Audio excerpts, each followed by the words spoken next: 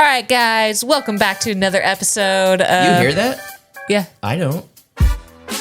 You can't hear that? No, I'm dead serious. I don't hear it. Welcome back to another episode of Crockers Unleashed. We're back at it again. Why do I not hear it? And this is only for me and you, and Jason's out of here. I guess so. This is a party for just us. Is this still going? Yeah. Okay. I think it's like 3/4 of the way through. So just hang on for this ride, guys. I don't know why I don't hear it. Just enjoy this without Jason being a part of it. Hey, welcome to my life. And yeah. I'm glad we had that moment together, guys. Yeah. We'll see. Maybe it didn't. Maybe you look like a fool out there. And you're just like, oh, yeah. Lucy's in here. I forgot to close the door. Yeah, actually, I kind of actually hope that it didn't come through, and it is just.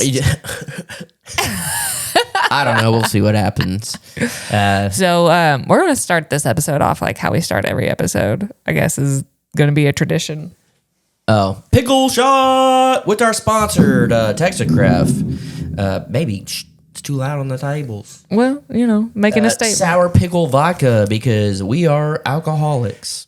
Vodka big head. Yeah, say because we're vodka big head. This is really delicious. Yeah. But anywho, it probably does look just wild. Us just taking pulls from the bottle. It's delicious. From and then we don't even it's just nothing. Yeah. It tastes like pickle juice. Well, how your time on YouTube has changed? Yeah, I used to have to hide drinking alcohol, and every video that you ever watched of me with a Sprite, it had alcohol in it, and some people. It is very strange how far Baby, the table. It's very strange how far YouTube has come for me. That is for sure. Yeah, literally, whenever we first started dating, you would send a picture of your Sprite or whatever, and this is how I have to hide it. Yeah, I would just be drinking Sprites, and everybody, look at him, just being a very good guy. No, I was hiding behind the scenes of drinking. Yeah, so. Yeah. Yeah. On that note, I never drank till I was 30. You started drinking when you were 3. No, actually, I can tell you the first time I would sneak beer. I actually couldn't tell you how old that was. Don't tell me, tell them. So I had to be younger than 8. You see? Because this is whenever I lived in Kentucky. It was my brother and I, we would, I don't know, I just have a very short memory of it. We would go in the fridge, open one of Dad's beers, and then we would take drinks out of it, and then hee hee hee, and then run around, come back, take a little sip more. That's so nasty, though. And then Dad would obviously be like, "My beer's open." Yeah, what? I don't know. Yeah, so from a young age, my parents didn't have alcohol in the house. They, I'm not gonna get too far into it, but they were young hippie kids and all that. But then they had kids, and they're like, you know what? We're not going to drink or anything. And it didn't really stop my older brother from drinking. But I would see my older brother get in trouble and then watch my friends get in trouble. And I was just like, you know what? I'm just not going to do that. I was a very sheltered, I was terrified of getting in trouble. I was scared of voicing my opinion. I am everything that... You guys, I was going to say, I don't think you... I don't know, people watching would I was think so shy as a child. I've talked about this before. When my mom's friend would come over, she was like the neighbor. Mm-hmm. When my mom's friend would come over, and I knew her very well, and I would see her walking across the street, and I would be like, and I wouldn't have time to run to my room. So I would just hide by the couch in the corner of the room, and I would throw a blanket over the top of me, and I would just stay still. And I would be like, maybe they won't notice me. Just that weird kid in the corner. Yeah, but then they would be talking for an hour, and I'd be like, moving, trying not to breathe. And then they'd be like, Jason? I'm like, nope. And I would just hide. And then now I don't care at all. Yeah, well, before that, what you're talking about, too, is the fact that you didn't drink or anything until you were 30. I was above the influence. I was going to say, do people know about your tattoos? I don't really know, to be honest. I have a above the influence sign there. because I was above the influence. And then I had a no smoking sign over here. Now it's like red lightning. That's why the lightning's red to cover it up. And then I have A straight edge. The very first tattoos I ever got were 3 X's on my leg. And that does not mean hardcore. It meant hardcore straight edge. So, but I didn't know anything about it. I didn't know there was like a term or like a group of people. I just didn't do it because I was terrified of getting in trouble. Oh, I thought you were like in the group of people, like the straight edge. No. Well, when I got older. Yeah. But so like through high school and all that, I went to every party there was, but I just drove my friends. And I never got picked on. Jared and I both didn't drink. And so we never got picked on. We weren't like the cool kids in school, but we were still like the cool kids in school. We weren't, we were friends with literally everybody. Every group there was in school, Jared and I were friends with them. And all 20 people. yeah. I think we had like 400 people in our whole high school. And That's wild. like maybe that many, maybe. But maybe like 200 people. I think we had like 40, 50 people per grade. And That's wild. Yeah, I tell people all the time that like went to school, like big groups of people. I'm like, yeah, I graduated 20th. They're like, dang. I'm like, well, there's only 40 people in the class, but whatever. Yeah. So we never got picked on or anything. We just Baby, that's like top 50%. I know, huh? Which is crazy because I graduated with an 89, I think like an 89.4 average or whatever. I was saying that in one class. What? No, overall, baby. Yeah. I was in NHS, National Honor Society. Ooh. But I graduated with like an 89.4, just where, or something like that, where it was like they could have rounded it up to 90, so I could have got the rules of rounding. I know, but they could have gave me a little bit. It was 89.5. Yeah, I know, but they could have gave me that smidgen. That if you knew, I honestly math. No, I didn't know math. That was my worst subject. That was the problem. Then that's the thing, is that's not the rules of rounding. The only reason I graduated. Tell the people. Don't let your dad listen to this one. We never had a math teacher. So in elementary we did. I was on the path of being a smart kid. And I was in UIL. I was in UIL social studies and math and all that stuff, which I don't know if people know what UIL is, but your school job UIL and all that. So you universal intelligent language. I don't know what it is. It is, yeah, I don't know. But I was in it, and you would go compete with other schools for like educational type things. So it'd be like for social studies, and they would have like, you'd pick like 2 people from each grade, and they would go and like all that stuff. So I went for math and all that stuff when I was in elementary, and I think that's when like they started figuring out like, all right, like he's dyslexic, he's having trouble reading, all this stuff. My mom put me in Hooked on Phonics, left me like literally after school. She put me in like extra programs doing Hooked on Phonics. Yeah. And I was like, if anyone found out, I would die. I would die. Was it? So I don't know if this was like everywhere, but did everybody say like Hooked on Phonics, but would say it like slow and like, well, we did. Hooked on Phonics worked for me because that was like the commercial. Yeah. I don't know about slow. Yeah, people would like say it slow, like as the joke or whatever. I didn't know if that was like how that went like everywhere. I don't know. Yeah, not for us. It was just more of I didn't know I was just. I thought I was just like, dang, I'm just like, why do I have these problems? I didn't know. And then I tried to describe to my parents like, it's blurry. Like I can't read. They're like, oh, you need glasses. And so then I went and got glasses, and clearly that doctor, the whatever they call him, the eye doctor, what is it? Optometrist. I couldn't think of it. They should have told my mom, he don't need glasses. So they gave me glasses with like no prescription. And well, a lot of times I think to kids at that age, it is like almost like a placebo effect. Well, but I didn't know how to describe that I was dyslexic. Yeah. I just knew I couldn't read because it was getting mixed up. And so they just thought, oh, he needs glasses. So I got reading glasses, didn't do nothing. Still dumb. And so, but anyways, did all that. And I was like, all right, like my parents thought I was probably going to be like something.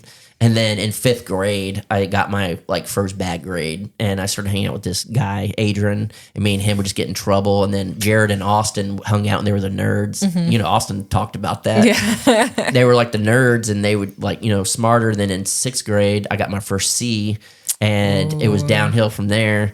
And then once I started getting bad grades, I was like, all right, I'm just gonna start messing around. I don't care anymore. I have to be funny, or you got to be dumb and funny or smart. You know.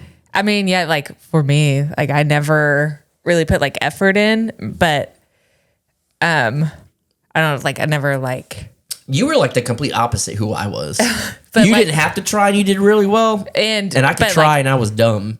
I remember getting like B's or like a B, and then getting in trouble. I'm like, what are you talking about? A B is great. Like, what is it? They're like, because you're not trying. And it never made sense to me. It's like, but that doesn't matter. Yeah. Because I'm still doing good. B is good. It doesn't matter. Yeah.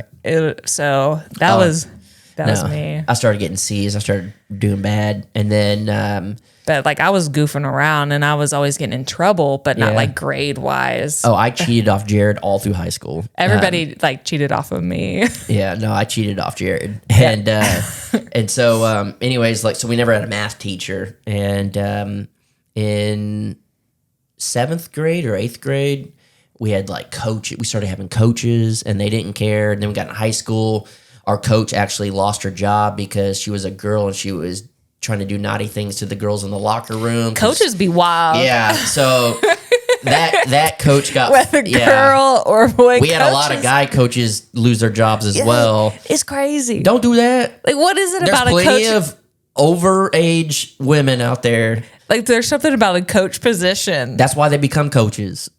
We're not talking about everybody, all right? But most of them are pervs. But they always pervs. Yeah, and but anyways, so I wasn't good in math. So my senior year, because we had never were taught algebra, never nothing, because we just had substitutes every year because our teachers kept getting fired.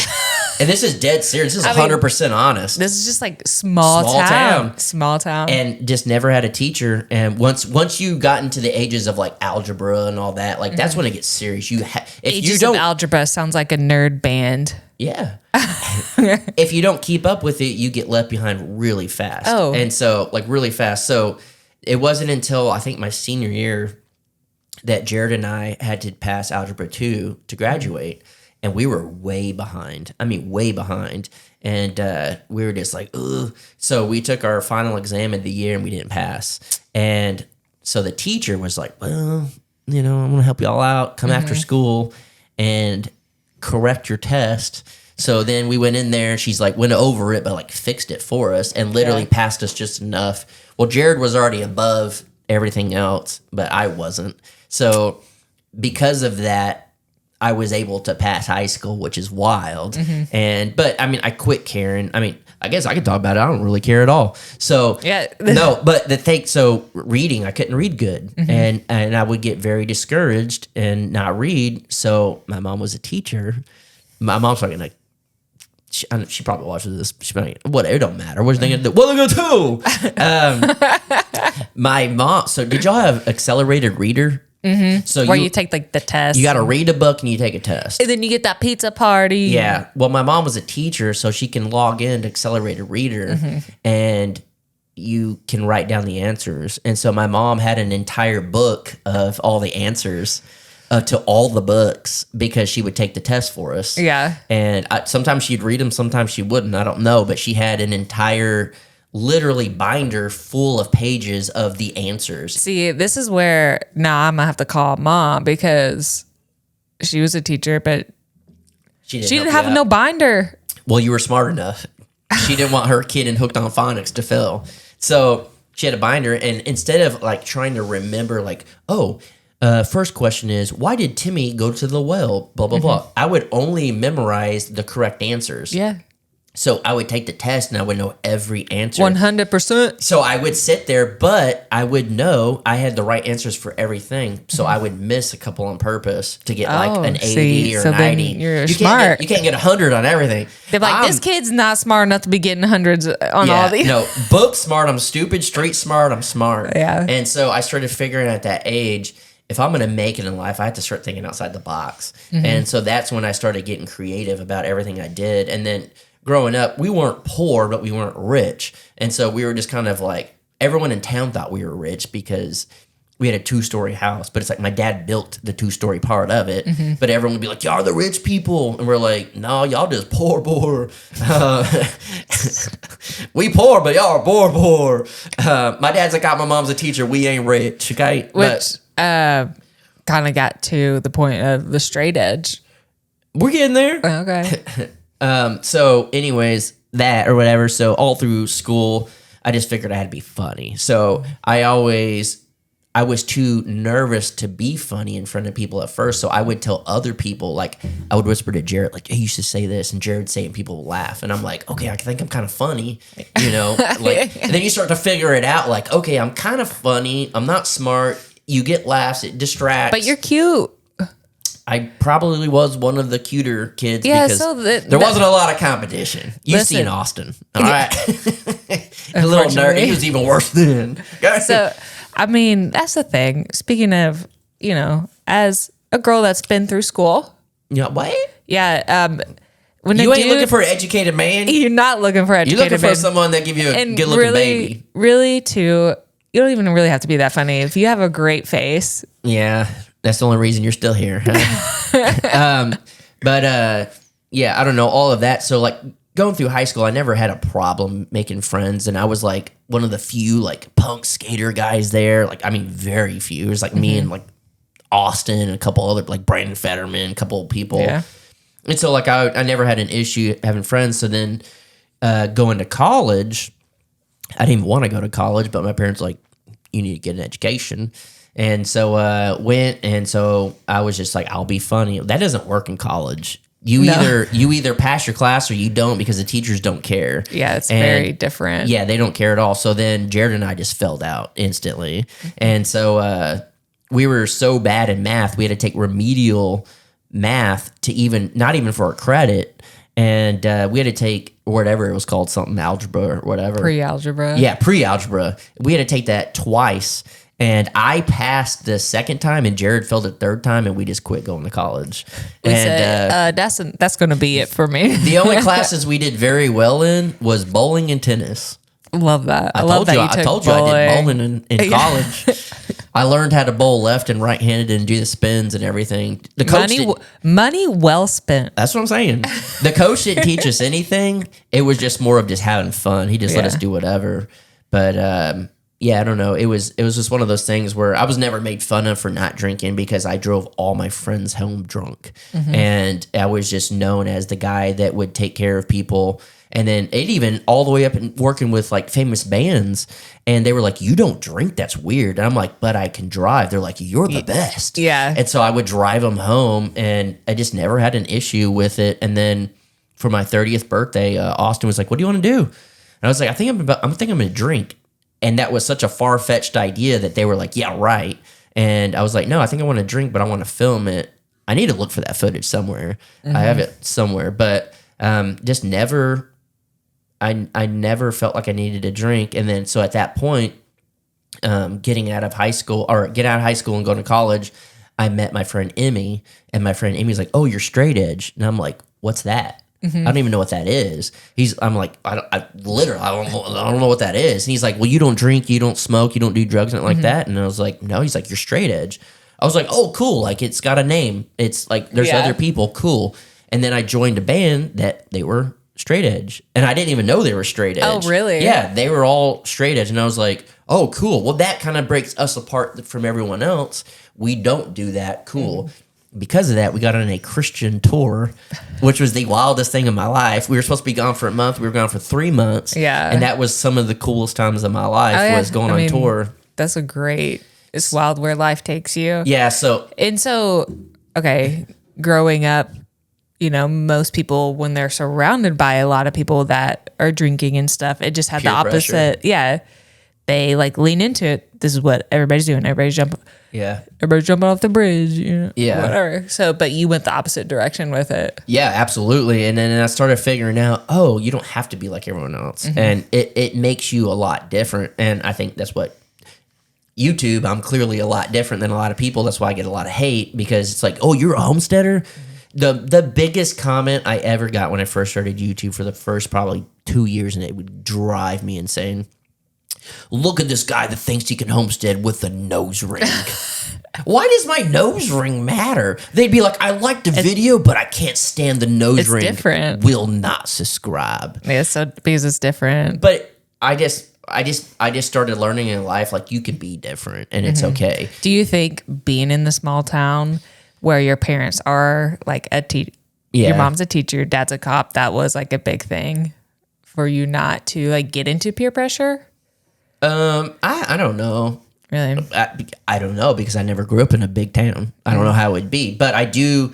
I just meant more so like because you knew it would come right back to. Oh yeah, I was terrified of getting in trouble. Yeah. Absolutely terrified. When I got in trouble, it was for stuff that was like minor to normal people, but I would be terrified. Now, I did some dumb things where I bought illegal things that were stolen from because I was in a band and I wanted some stuff, but it ended up being stolen. I'm like, my dad will never know. My dad knows everything that's stolen in town. What am I doing? Small town, dad's a cop. And he's a cop. Well, he's going to know if something was stolen. Yeah. And so, stuff like that I did.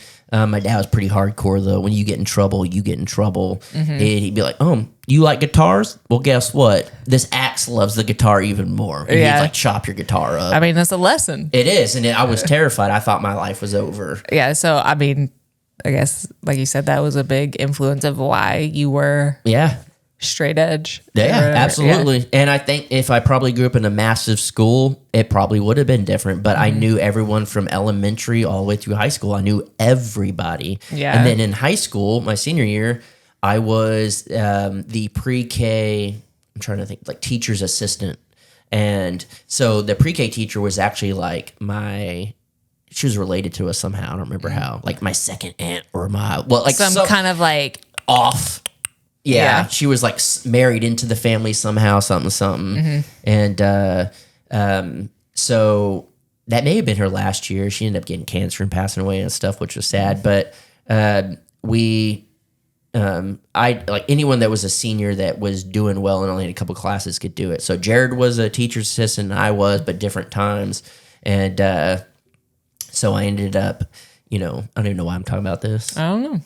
I'm just letting you talk. I don't remember why I'm talking about this. I just remember being a teacher's assistant, and I don't know why I was talking about this, but we did stuff like that. We would help like the younger kids do stuff and all of that, and I was like, okay, cool. And then I was in basketball, and my senior year, and our coach always taught us like give back. You always want to give back. You always want to help. So we would go read to the younger kids. And so, and sometimes, but whenever you couldn't read, well, this is what's crazy. So I could read kindergarten books and shit. Well, first grade or whatever class it was. Say reading Goodnight Moon. The dog was brown. I don't know. But if you give a mouse a cookie. Yeah, that was a good book. Yep. But he would make us go read instead of practicing. He would one day a week or whatever. You want to give back, and it teaches you to think outside the box, help someone. And the kid that I ended up helping was one of my mom's friends, which was another teacher, her son. It happened. He was dyslexic, and he had trouble reading. I don't know if they partnered us up on purpose or by accident. It was fate. Maybe. And I would read to him, and he had trouble taking the test, the AR test, so I'd help him out. You say, listen. Look, my mom helped me, I'll help you. Timmy found a whale. Yeah, so I helped him. Well, what's crazy is later in life, he is now extremely successful. He has a company that takes boats, like he has his own boat, and he takes people out fishing, deep sea fishing, charter fishing, all that stuff. And he probably realized in life, I had to think outside the box. I'm not going to be going to college, he may have gotten an education. I don't know. I didn't keep up in that long, but he is very, very successful. And I think it's because he is dyslexic. And I feel like that's part of your brain that makes you think differently because you have different than other people. You start really dissecting life and figuring, I have to make it a different way. I have to be creative. Yeah, well, there is something that does fire off different in whatever it may be in people that do have dyslexia or like ADD, ADHD, where they do think very differently. And then they do a lot of times end up being successful because it is like there's something in there. Yeah. Whether it is from a young age, you do have to figure out how to think different, or there's like just in there from the beginning. Yeah, I don't know what it is. Well, I don't know that it's like a chicken and the egg situation. You don't know, but I mean that's what they say. Yeah, that's what they say. I believe it. Yeah, and it's cool because my friend Brandon, SV Thunder Road. What's up? He's been my friend since forever. Little League Baseball, forever. And he came up and we started talking, and I didn't know he was dyslexic. And we just started talking and catching up, and one thing led to another. We started talking about stuff, and I was like, yeah, like I never saw it. Like at first I was like, ugh, but then I never saw like thinking this First way. You're like, what for him? I'm just kidding. Yeah, just because his face, but it's a joke. At first, being dyslexic, I was like, oh man, like I'm weird, like I'm dumb, I was like, I'm dumb, like I just can't figure this out, I'm dumb. And then I started figuring out, I have to think about life differently. And I was like, I almost felt like it was like a superpower that you had to like get out of yourself and you had to start thinking different, doing things. And like, I couldn't read a book how to fix something, but I could take it apart and put it back together. And I just started doing things. And I remember even for like Christmas, we grew up where like us kids, we didn't buy our parents' gift. We did for a minute, but it'd be like my dad's technically buying my mom's gift, but it's from us. You know, that type of thing. Like, hey, you got $5 to spend on your mom. What do you want to buy? And we're like, what can you do? Yeah. Like you're like 5 years old or something, like buying your mom some dumb stuff. Yeah. But as I got older, I was like, I don't want to buy him anything. Like, I don't have money. I want to be creative. I want to make him something. And instead of like, I'm going to make him a card, or whatever. Like, I remember getting, I don't know exactly what it was, but it was like a hard paper, like a magazine, like the front cover, it's hard. But I remember drawing out like a reindeer and like cutting it out, and I built a reindeer, and I took a motor out of an RC car and I stuck it in the head, and I made the antlers, and I hooked the battery to it and made it, and the antlers spin. And then I remember one year I made my parents, I don't know what it's called, the ab roller is what it's called. Ooh. The wheel? Yeah. And I remember I was like, I don't have money, but I need to be creative. So I took one of my roller blades and I took the wheels off the bottom, and Dang, you sacrificed the blades. I sacrificed the blades, bro. and then I put a bar on it and I duct taped it up and I gave it to my parents, and we got like video or photo of them like doing it. Yeah. But it's like I didn't know how to do this, but I know how to do this to get there. That's like a great way to look at it too, is like a superpower. It really is. And it just shows mindset as opposed to like beating yourself up because you're having a hard time. If anybody can like look down deep and be like, this is my superpower. Yeah. What sets me apart is my superpower. Yeah. And harness that. I mean, it will change your whole life. You have to, because you can see it as, I don't see it as a disability. I see it as an ability. Yeah, baby. And I really believe that. Mm-hmm. And that's an inside joke. Don't be touching my food. Anyway, you looking at the time? Yeah, we only have. I don't remember how long we had. You said 39 minutes. Okay, cool. I was thinking 36. Mm-hmm. But the memory card's about to die. Yeah. So.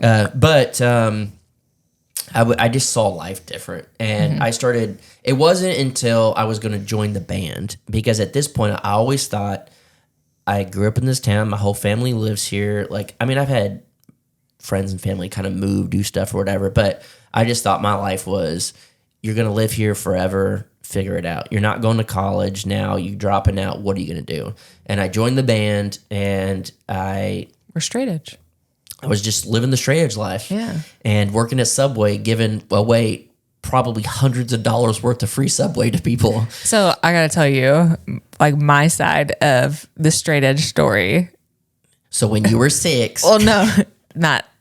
We moved away from that. Yeah. But just the whole term straight edge, like I had only heard one person ever say that, and because where I grew up and everything, there was no such thing as a person being straight edge. That's not real. It's not a real thing. Everybody did something. I don't know, at least that I know of. But my Aunt Paula, she I forgot what it was. She was like, "Yeah, straight edge." You know how she says stuff. Shout out to Paula, love you. But yeah, she I forgot. It was like, "Yeah, straight edge." And then I was like, "What are you talking about?" And then there was like this saying for a little bit. Never met anybody ever.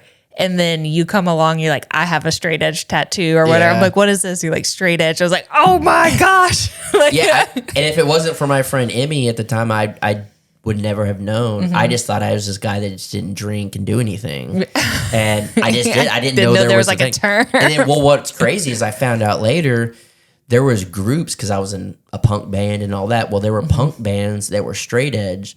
And they would go after people that drank and beat them up. They would gang up on them and beat them up after shows. That's and hardcore straight edge. Yeah, it was like, if you're not straight edge, you're trash. And then they would fight you and jump you. And I was like, I'm not a part of that.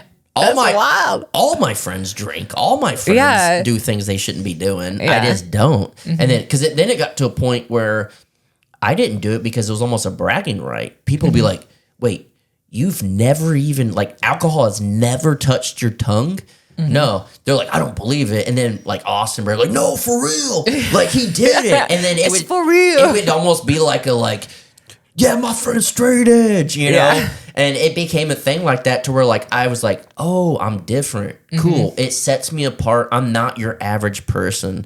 And, again, that kind of, like, translated into, like, you know, YouTube and all that stuff, where it's like, I feel like you have to be molded into this certain thing. But then I start figuring out you don't have to. You can just be your own person. And people, especially everyone that watches this stuff, you're looking more for just genuine, who you are.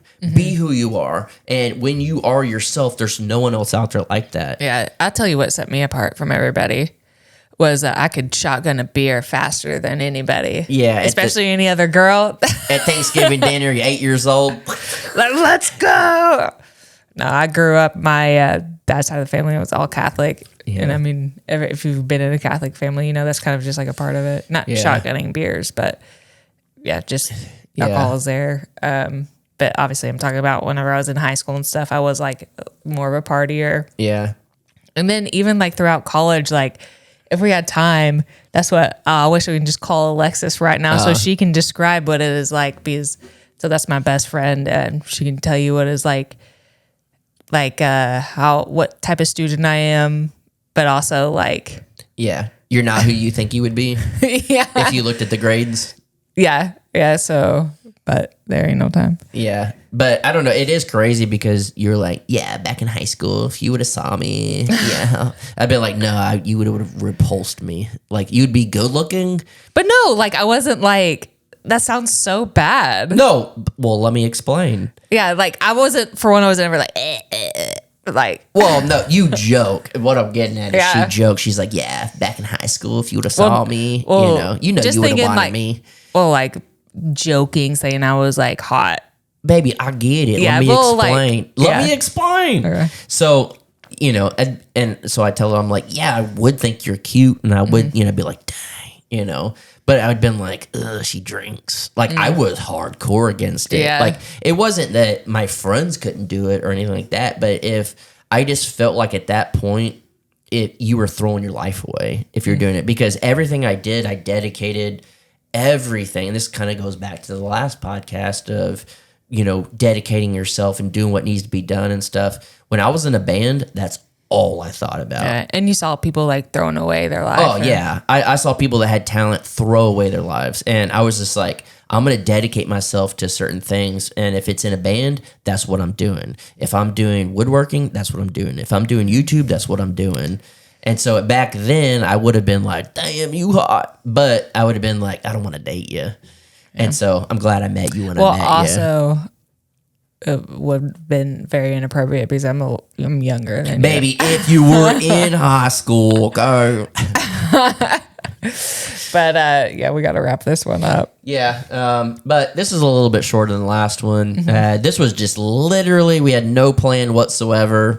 Had no idea it was going to talk about this Maybe stuff. next time we'll talk about my stories. Yeah, we would keep going. It would get into some good stuff, but unfortunately, you got to go poop or something? No, we're just Oh, wrapping you like it ready? up. You ready to pull them headphones off? Well, yeah, because too, like whenever you hit record, it takes a minute to get over here and get going. So Yeah, I got it, baby. Oh, you can see it? Yeah. But anyways, guys, if you like these, let us know what you'd like us to talk about. Yeah. We'll talk about whatever. Just having fun. We'd love to fill you guys in on who we really are. You get a smidge of us on YouTube, and this is just a little more behind the scenes, a little unleashed, It's just a little fun. All right. It's a little fun and flirty. Since I didn't drink for 30 years and you started drinking way before me, baby, let's get off. Let's have a couple drinks. Let's watch some Amish, drink. Let's go. And let's have a good night. Yeah. Hey, if there's a problem, good. If you're playing anything, I can't hear it. I didn't hear anything. I can't hear it. Okay. All right, guys. Catch you on the next one. Bye.